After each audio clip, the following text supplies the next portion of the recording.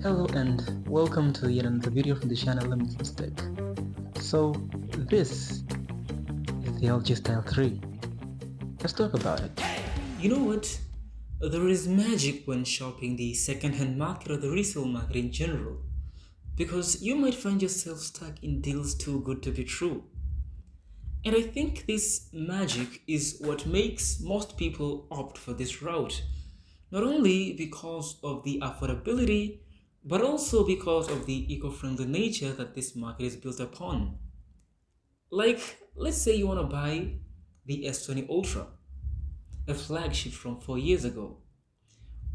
Well, you can get that same exact phone with maxed out specs, including the hardware, the software, the chipset, the great cameras, but for around $400 to $300 in relation to the, I think, $1,500 that phone initially launched for.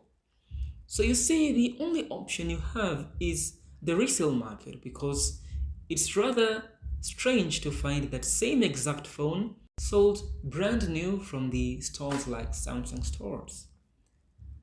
But I think these great deals obscure the bigger picture that the resale market is built upon.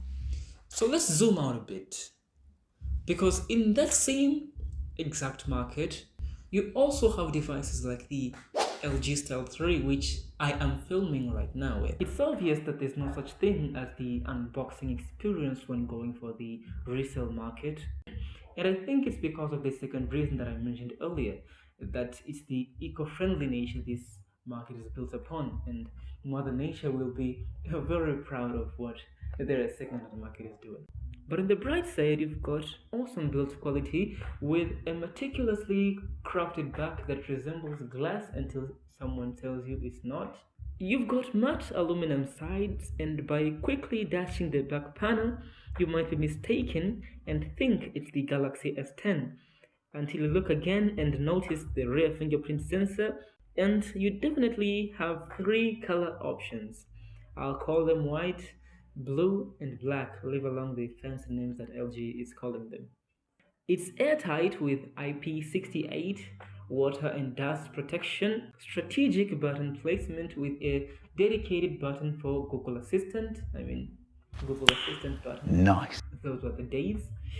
The phone is lightweight, coming just over 162 grams.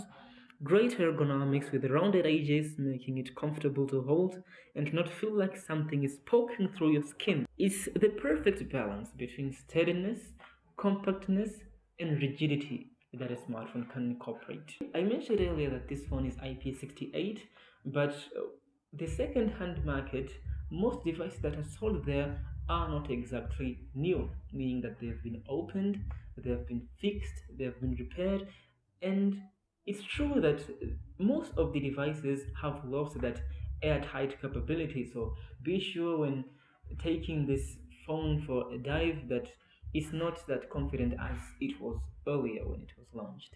So that is all about the build quality, but the display is a completely different story. Because what you're looking here is a 6.1-inch AMOLED display with a notch up top. It's 60 Hz, not 120 Hz, and it's 1440p. That is the maxed out display settings. I was looking at these phones side by side with my main Galaxy S10, and though the Galaxy S10, I initially thought it has a good screen, this phone has a great screen. I was expecting this because LG makes some of the best displays in the market, so them making a great display for a smartphone like this is something that's easy for them to do, right? And this notch, I guess, is there for show. I mean, it houses a pretty decent camera sensor. More on that later. Just, I wish that we could use Face ID, but we can't. I don't know why. But on the price side, I find myself liking the compact 6.1-inch display that this phone has. And overall, my usage with the display I mean, your eyes will love looking at this display. It's a solid A+. The only letdown of media consumption in this phone is the single mono speaker that is button firing that can easily be blocked by your hand when you say, gaming. So let's talk performance, because I think this is the single defining factor that translates how well you will be interacting with your smartphone on a daily basis. The smartphone comes straight off the box with the Snapdragon 845 from 2018. With that, it comes with 4 gigs of RAM and 64 gigs of storage. It's a very interesting combo, which I definitely am eager to tell you how well it performs on paper versus on actual usage. I'm no fan of benchmarks, and also I'm no gamer, but my benchmark game of choice is the Trackers of Europe 3. So let's see how well this phone can handle this game. And it's not looking good, because in only 30 minutes of gaming, I guarantee that you will get burned. Like, this phone is getting hot. Not only getting hot, it's stuck at 60 frames per second, which I think it's okay, but some gamers say it's not. I would expect this for a mid-ranger, because if you have to pack a smartphone that is considered to be the flagship killer, it has to get certain things right and make compromises on some little things. And the compromises that were made here were on the performance side, because it's not great. You know, overall daily activities like scrolling through the web and watching YouTube videos, it's okay, but the immediate time you have multitasking, or you have hotspot on and sharing the internet with a friend while also playing a game, while also streaming music in Spotify, it really lags in opening and closing files. So this is where they cut corners to keep that price level of $150. At least I got it for $150. So software. If you've used a Samsung phone, any Samsung phone from any lineup, a flagship, mid-ranger, budget, any lineup, that software that you interacted with is the same one in here. Or is it?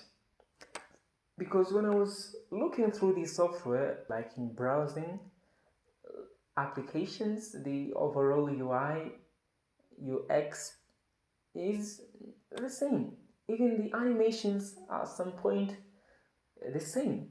So if you're following me on Twitter, I posted this picture, and I was asking if any of you have encountered a problem whereby you post a picture and then that picture glitches.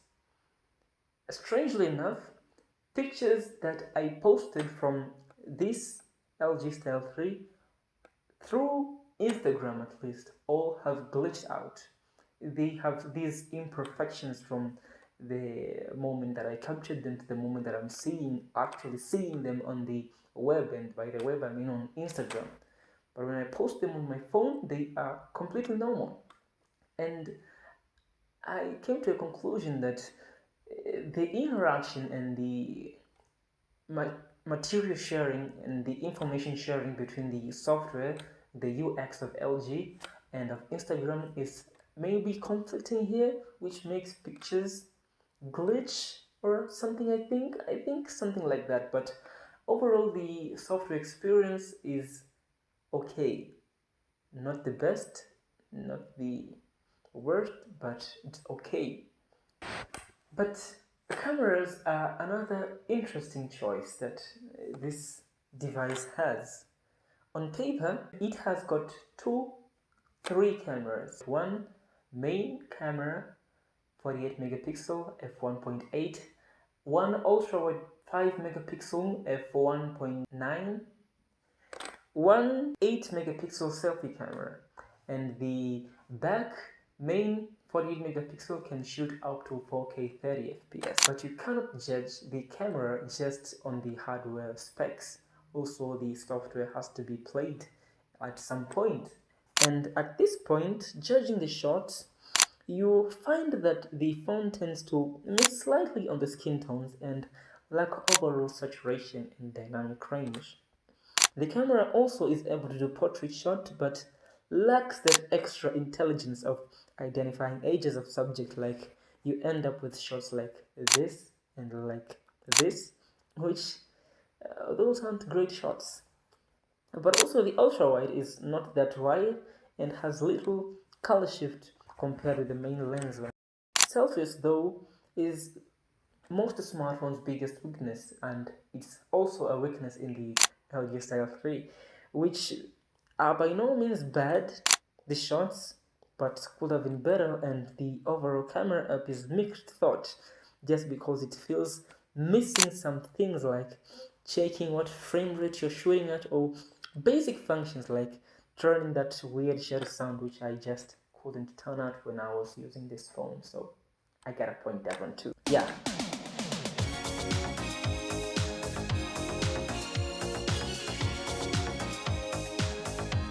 If you find the video helpful or entertaining or just educative at some point, make sure to leave a like, drop down a comment, and subscribe, that so that I might bring even more quality content than the one I am bringing with today.